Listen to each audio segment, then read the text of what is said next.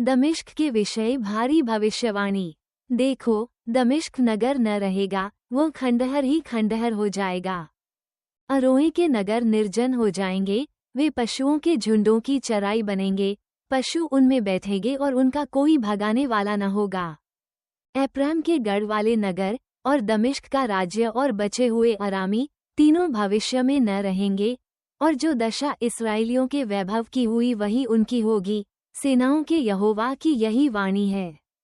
और उस समय याकूब का वैभव घट जाएगा और उसकी मोटी देह दुबली हो जाएगी।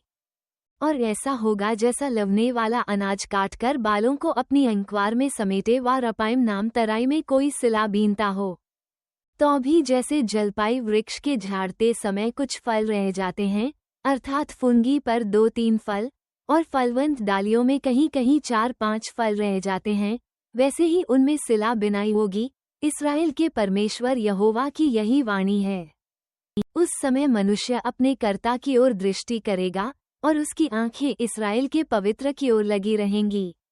वह अपनी बनाई हुई वेदियों की ओर दृष्टि न करेगा और न अपनी बनाई हुई अशरा नाम मूरतों व सूर्य की प्रतिमाओं की ओर देखेगा। उस समय उनके गढ़ वाले नगर घने वन और उनके निर्जन स्थान पहाड़ों की चोटियों के समान होंगे, जो इस्राएलियों के डर के मारे छोड़ दिए गए थे, और वे उजाड़ पड़े रहेंगे।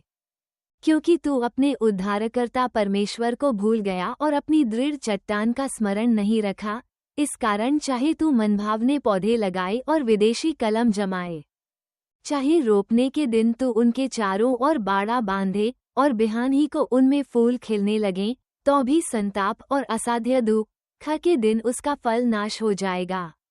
हाय हाय, देश देश के बहुत से लोगों का कैसा नाद हो रहा है, वे समुद्र की लहरों की नाई गरजते हैं।